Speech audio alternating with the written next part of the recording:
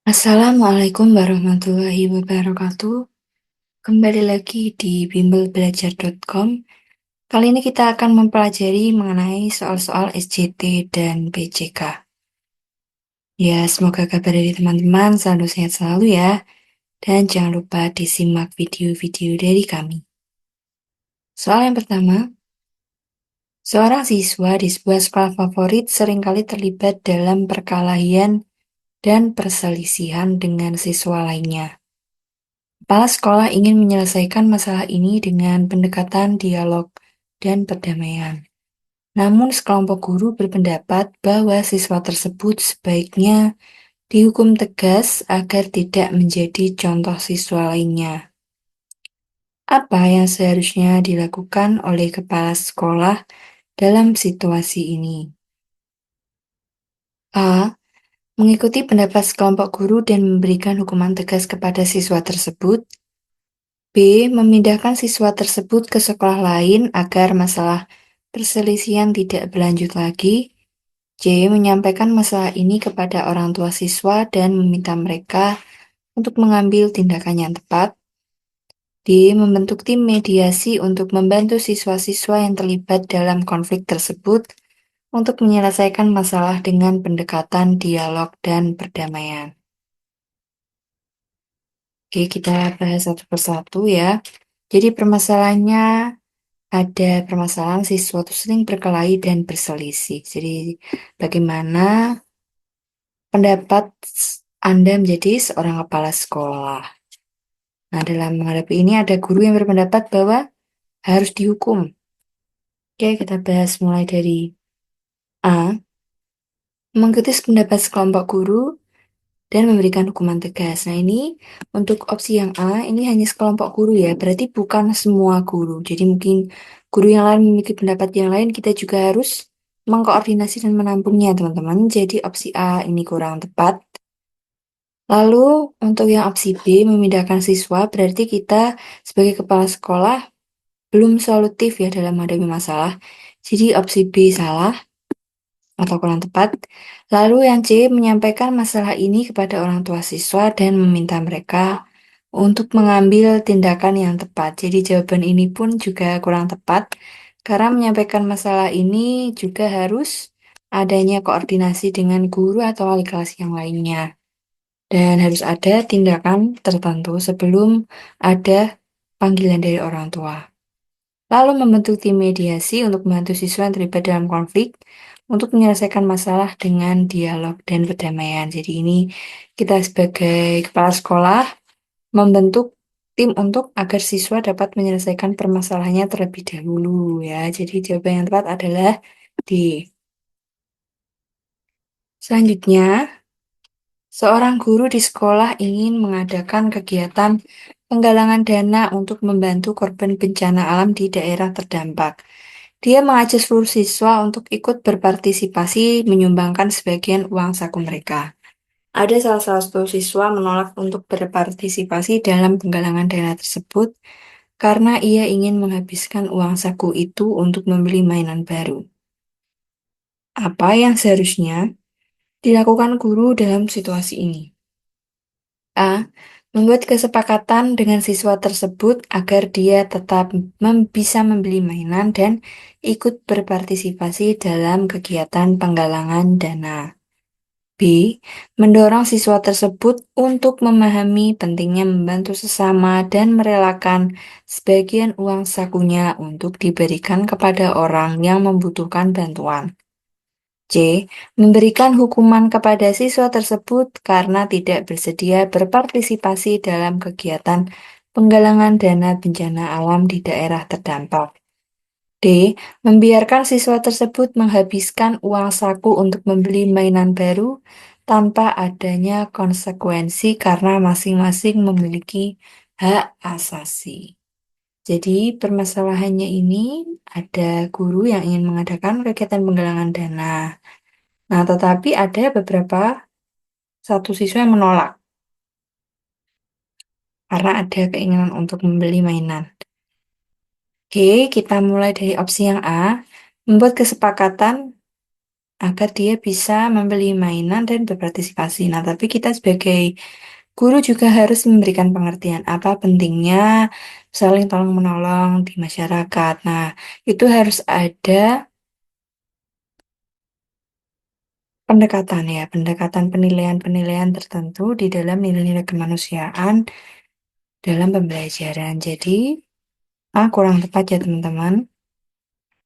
Lalu mendorong siswa untuk memahami pentingnya membantu sesama dan merelakan sebagian uang.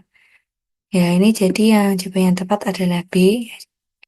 Lalu memberi hukuman, nah, ini juga kurang tepat ya. Jangan langsung memberikan hukuman. Ya, terus opsi yang D ini kurang solutif karena kita hanya membiarkan. Oke, jadi ini jawabannya kurang tepat ya teman-teman. Jadi jawabannya adalah B. Soal selanjutnya, seorang guru di kelas 5 SD ingin melakukan pendekatan yang berorientasi pada aspek kebudayaan lokal dalam pembelajaran. Tujuannya adalah untuk mengenalkan nilai budaya Indonesia kepada peserta didik. Akan tetapi ada beberapa orang tua peserta didik meminta guru tersebut untuk mengabaikan aspek kebudayaan lokal.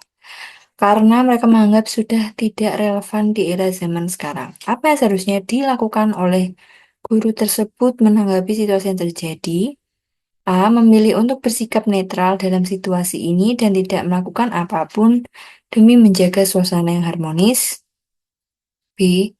Memaksa peserta didik untuk mempelajari aspek kebudayaan lokal tanpa memperhatikan permintaan orang tua karena kebudayaan lokal itu adalah aspek yang penting.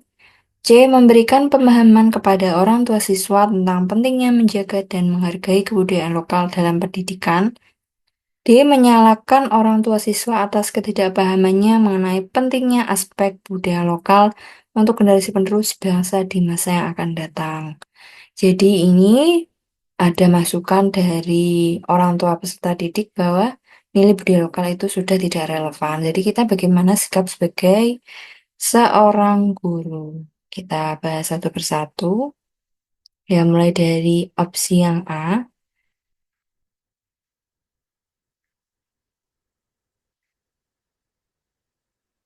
memilih untuk bersikap netral. Nah, jadi kita sebagai seorang guru harus bisa dapat memberikan pentingnya arti nilai-nilai dari kebudayaan. Tapi kalau kita hanya netral, tidak melakukan apapun, berarti kurang tepat ya teman-teman.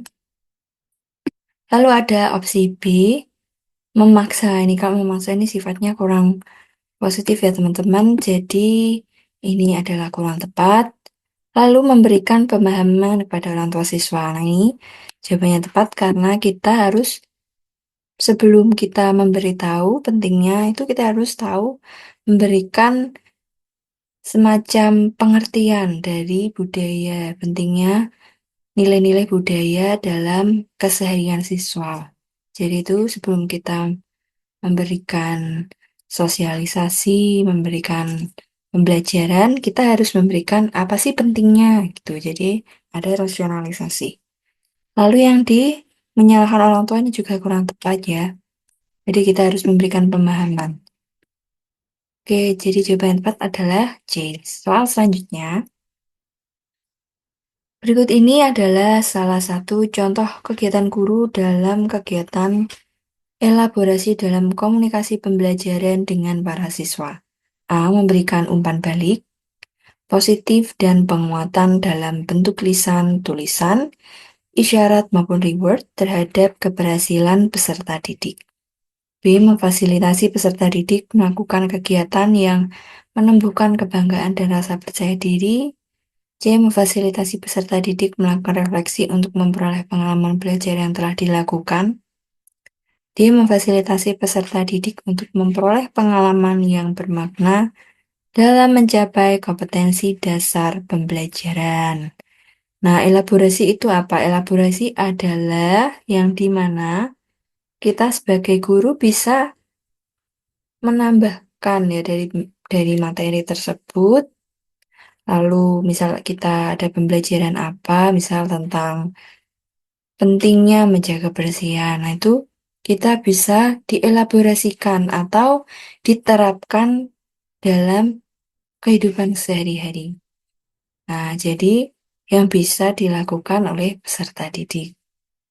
Lalu untuk umpan balik, ya umpan balik positif, ini termasuknya adalah reinforcement atau penguatan dalam pembelajaran. Lalu, memfasilitasi peserta didik untuk melakukan kegiatan. Ini adalah jawaban yang tepat, ini adalah salah satu kegiatan elaborasi. Lalu untuk memfasilitasi peserta didik, melakukan refleksi ya, kan ini ada kalimat memperoleh pengalaman belajar, berarti ini evaluasi. Nah, jadi ini kurang tepat. Lalu memfasilitasi peserta didik memperoleh pengalaman yang bermakna. Jadi ini adalah absorpsi dalam pembelajaran. Jadi ini juga kurang tepat. Jadi jawaban yang tepat adalah B. Memfasilitasi peserta didik melakukan kegiatan yang menumbuhkan rasa percaya diri dari siswa. Oke, next. Seorang guru besok ingin merencanakan studi lapangan ke sungai guna untuk memperdalam materi pembelajaran yang bertemakan tentang lingkungan. Namun di pagi harinya hujan amat deras dan sungai tersebut kemungkinan besar mengalami banjir. Berdasarkan situasi tersebut, tindakan yang akan dilakukan oleh guru agar proses pembelajaran tetap berjalan sesuai dengan rencana pembelajaran adalah A. Memindahkan studi lapangan ke lingkungan alam di tempat lain. B. Menyiapkan media berupa pemodelan yang digunakan sebagai pendamping kegiatan lapangan. C. Melakukan revisi rencana pembelajaran pada pembelajaran berikutnya. D. Tetap melakukan kegiatan tersebut sebab sudah direncanakan dengan baik dan matang. Jadi kata kuncinya ini mau belajar di sungai, tetapi deras ya. Jadi tidak bisa memungkinkan untuk ke sungai. Oke, lalu kita bahas materi A, memindahkan studi lapangan ke lingkungan alam di tempat lain. Tapi ini temanya sungai. Ya, jadi sudah terlanjur di sungai. Ya, jadi untuk memindahkan ke tempat lain ini juga kurang tepat. Karena rencana pembelajarannya ingin mempelajari mengenai lingkungan yang bentuknya sungai. Lalu yang B, menyiapkan media berupa pemodelan yang digunakan sebagai pendamping. Nah, ini menyiapkan media mungkin gambar, foto, atau video. Nah, jadi ini cukup tepat ya teman-teman. Jawabannya yang tepat adalah B. Lalu untuk melakukan revisi rencana pembelajaran pada pembelajaran berikutnya nih, juga kurang tepat berarti kita kurang solutif dalam mengatasi masalah yang ada di soal. Lalu tetap melaksanakan kegiatan ini juga kurang tepat karena nanti akan membahayakan siswa. Oke, next. Perhatikan pertanyaan di bawah ini. A. Apakah setelah sekolah kamu akan pulang? 2. Apakah kamu mau menunjukkan hasil karyamu? 3. Apa yang membuatmu senang hari ini? 4. Apa yang sedang kamu buat? 5. Apa yang telah dipelajari hari ini? 6. Jika bisa berganti peran, apa yang ingin kamu lakukan? Atau coba. Mengapa? Pertanyaan yang harusnya dibuat dalam pertanyaan refleksi adalah, jadi refleksi itu untuk merefleksikan atau merenung atau membuat siswa itu mengungkapkan perasaan atau pribadi mereka. Nah, lalu kita jawab mulai dari opsi yang A. Apakah setelah sekolah kamu akan pulang? Ini berarti kita hanya mendengar jawaban siswa mungkin ya gitu ya. Atau tidak, ini jadi kurang tepat. Jadi pertanyaan apakah itu hanya bersifat yes no question. Jadi ini kurang tepat ya teman-teman. Lalu apa yang membuatmu senang hari ini?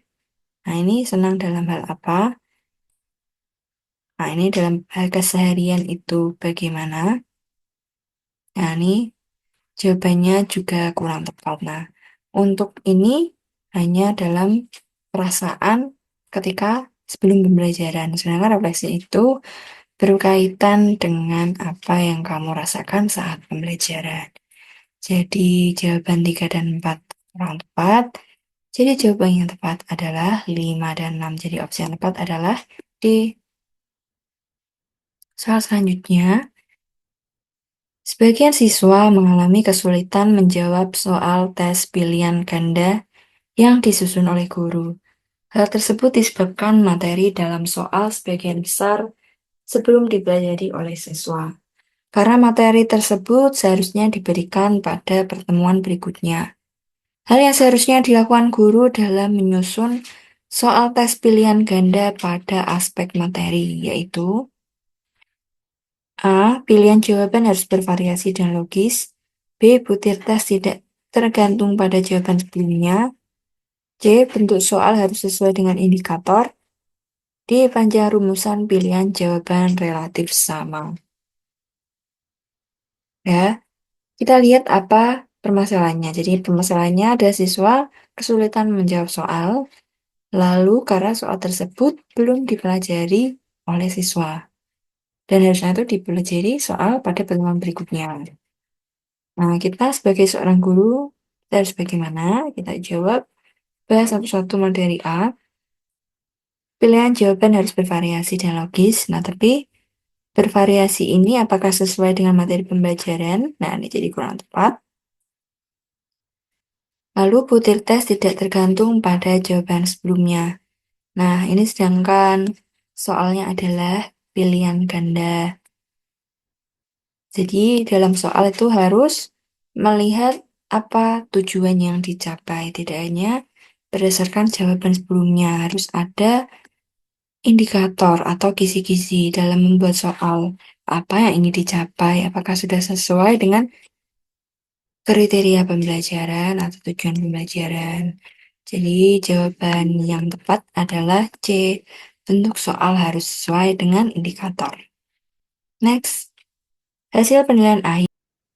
Soal selanjutnya, hasil penilaian akhir yang dilakukan oleh guru diketahui ada beberapa siswa yang telah memenuhi ketuntasan belajar dan ada juga siswa yang belum memenuhi kriteria ketuntasan belajar. Berdasarkan pada kasus tersebut, guru dapat melakukan tindak lanjut hasil penilaian yang dapat dimanfaatkan untuk beberapa hal sebagai berikut. A. 1. Memperbaiki program pembelajaran. 2. Memberikan tugas tambahan pada siswa yang tidak tuntas. 3. Menyelenggarakan program remedial bagi siswa yang hasilnya rendah. 4. Menyelenggarakan program remedial bagi siswa yang hasilnya tinggi. 5. Mengadministrasikan hasil penilaian. 6. Menyusun laporan hasil penilaian. 7. Memberikan hadiah pada siswa yang tuntas, yang merupakan hasil pemanfaatan penilaian. Oke, kita bahas mulai dari nomor 1 ya teman-teman.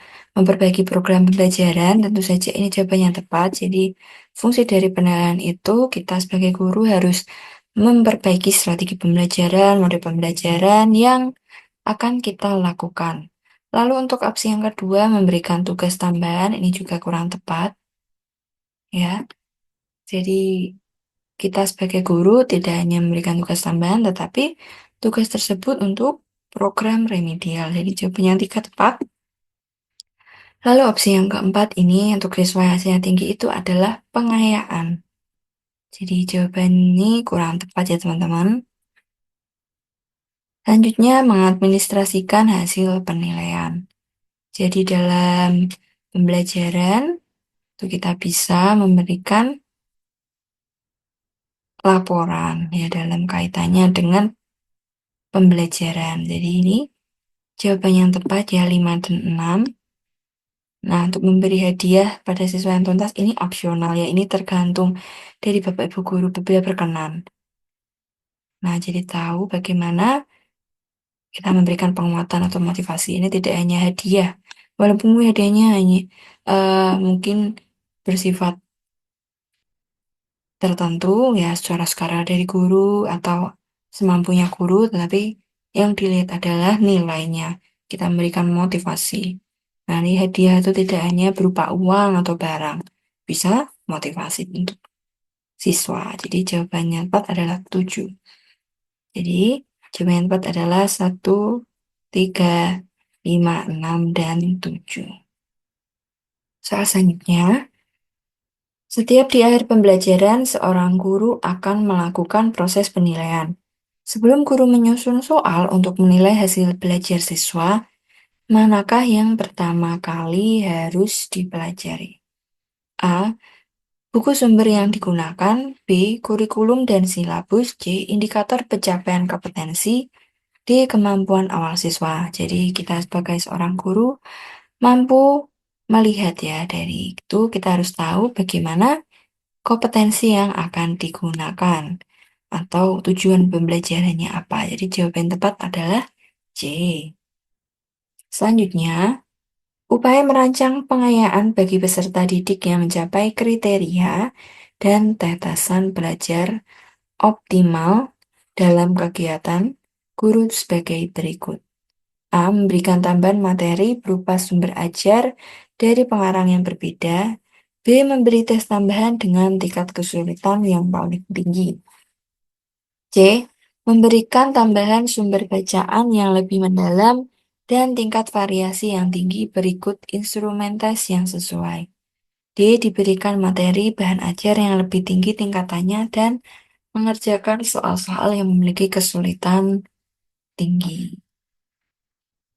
Nah, jadi upaya merancang pengayaan bagi peserta didik yang mencapai kriteria dan ketuntasan belajar dalam kegiatan itu harus bisa memberikan tambahan dan memberikan soal tingkat variasi yang tinggi. Nah, selain dari tes tambahan juga ada soalnya juga dan tambahan bukunya. Jadi jawaban yang tepat lengkap adalah C. Ini kalau ini hanya materinya ya, tapi yang lebih tinggi tingkatannya. Jadi dan mengerjakan soal yang memiliki kesulitan tinggi. Jadi kita harus bertahap. Tidak ada tingkat variasinya dalam soal. Nah, jadi jawaban yang tepat adalah C. Selanjutnya, setiap akhir evaluasi dimungkinkan ada siswa yang prestasi belajarnya belum memenuhi kriteria ketentuan. Sehingga guru perlu melakukan remedial, rancangan program remedial bagi siswa yang capaian prestasinya belajar di ketuntasan belajar yaitu proses belajar pengajaran remedial pada dasarnya adalah proses belajar mengajar biasa. B. Sasaran terpenting pengajaran remedial adalah peningkatan kecerdasan siswa. C. Tujuan pengajaran remedial adalah sama dengan tes diagnostik. D. Strategi yang dipilih hanya bentuk tes yang diulang sampai memperoleh hasil yang optimal. Jadi tujuan dari remedi itu apa? Kita bahas mulai dari A. Kalau proses mengajar remedi adalah proses belajar mengajar yang biasa, itu jadi kurang tepat. Jadi hanya pembelajaran biasa tanpa ada tujuannya. Jadi opsi yang A belum dijelaskan tujuannya, jadi kurang tepat. Lalu sasaran terpenting pengajaran remedial adalah peningkatan kecerdasan. Ini jawaban yang tepat. Jadi adalah peningkatan dari pemahaman siswa sebelum dan setelah adanya remedi itu bagaimana. Lalu tujuan pengajaran remedial adalah dengan tes diagnostik. Nah, untuk tes diagnostik itu pada awal ya. Jadi ini kurang tepat. Lalu strategi yang dipilih hanya berbentuk tes yang diulangi juga kurang tepat. Jadi soalnya harus tetap bervariasi ya. Yang soalnya sesuai dengan indikator yang belum dicapai dari siswa tersebut. Yaitu remedi materinya sesuai dengan apa yang belum dipahami oleh siswa. Next. Seorang guru mengajak siswa melakukan kunjungan ke suatu lembaga. Namun sesampai di lembaga tersebut belum ada petugas dan narasumber yang melayani. Untuk mengisi kekosongan waktu, guru tersebut melakukan pembelajaran dengan strategi ekspositori. Pertimbangan guru memilih strategi tersebut. Nah, jadi ekspositori itu adalah strategi yang harus melihat sumber belajar yang dimiliki oleh seorang guru. Strategi ini menjadikan guru sebagai sumber utama karena bukunya tadi belum tersedia karena narasumber atau petugasnya belum hadir. Jadi, jawaban yang tepat adalah B. Soal selanjutnya, seorang guru harus mampu memanfaatkan media pembelajaran dan sumber belajar untuk mencapai tujuan pembelajaran yang utuh. Menurut Anda, pertanyaan berikut yang benar terkait dengan media pembelajaran. A. Media pembelajaran yang baik adalah media yang berbasis TIK.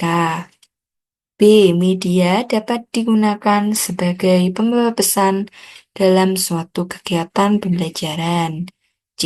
Memilih media tidak perlu banyak pertimbangan agar tidak merepotkan. D. Sebuah media dapat digunakan untuk semua kegiatan pembelajaran. Nah, kita sebagai media itu adalah alat ya dalam pembelajaran. Nah, untuk media pembelajaran paling baik adalah TIK yang kurang tepat. Jadi setiap media pembelajaran itu mempunyai karakteristiknya ya, ada plus minusnya. Lalu media dapat digunakan sebagai pesan. Nah, ini jawaban yang tepat. Memilih media tidak perlu banyak pertimbangan, ini juga kurang tepat ya, harus disesuaikan dengan materi dan sarana prasarana yang ada di sekolah. Lalu sebuah media dapat digunakan untuk semua kegiatan. Nah, jadi kurang tepat. Jadi tidak hanya semua kegiatan bisa menggunakan studi lingkungan atau menggunakan alat seperti observasi lingkungan atau wawancara. Jadi tidak hanya menggunakan media dalam pembelajaran.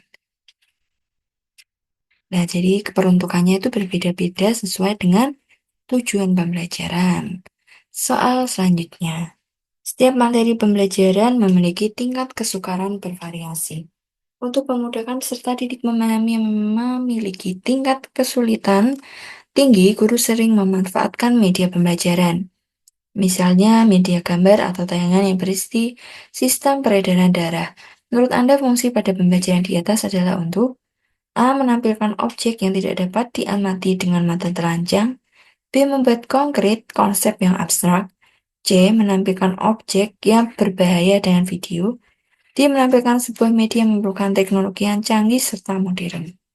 Nah, kita bahas mulai dari opsi yang A. Menampilkan objek yang tidak dapat diamati, ya, jawaban yang tepat. Lalu untuk yang B, mengapa salah? Konkret itu adalah yang nyata. Membuat konkret konsep yang abstrak, berarti membuat nyata. Berarti ini harus ada media yang dapat diamati mulai dari dipegang, seperti menggunakan alat-alat kesehatan seperti tulang, rangka, ya, itu ada kan gambar. Jadi tahu karena bentuk tulang sendi atau apa otot. Nah, itu jadi tahu kalau menggunakan benda yang bisa diamati secara langsung. Jadi jawaban B kurang tepat. Ini menampilkan objek yang berbahaya. Ini juga kurang tepat karena ini bukan objek yang berbahaya tetapi sebuah pengetahuan. Lalu menampilkan sebuah media yang memerlukan teknologi yang canggih. Tidak harus ya teman-teman, tidak harus menggunakan yang canggih. Ya, bisa menggunakan gambar, gambar saja di kelas juga bisa. Atau menggunakan media membuat abstrak ya, gambar dari sistem peredaran darah atau menggunakan alat-alat tertentu yang mendukung pembelajaran. Jadi tidak hanya menggunakan teknologi saja. Selanjutnya, soal terakhir, media pembelajaran memiliki fungsi dan manfaat bagi pembelajaran. Hal ini dirasakan oleh guru dalam membantu pembelajaran menjadi lebih efisien dan efektif. Misalnya, saat guru ingin menjelaskan suatu konsep atau objek yang luas dan besar, dia tinggal menggunakan medianya saja. Menurut Anda, fungsi dari media pembelajaran sesuai kondisi di atas adalah A. Menampilkan objek yang tidak dapat diamati dengan mata telanjang. B. Membuat konkret konsep yang abstrak, misalnya untuk menjelaskan peredaran darah. C. Menampilkan objek yang berbahaya atau sukar didapat di dalam lingkungan belajar. D. Menampilkan objek yang terlalu besar dalam video, misalnya pasar, candi, dan lain-lain. Nah, ini adalah dalam soal menjelaskan konsep yang objeknya luas dan besar. Nah, jadi kaitannya dengan tempat. Nah, jadi jawabannya berkaitan adalah di, ya. Saya pasar dan candi. Sekian video dari kami, semoga bermanfaat dan sampai jumpa di pertemuan berikutnya.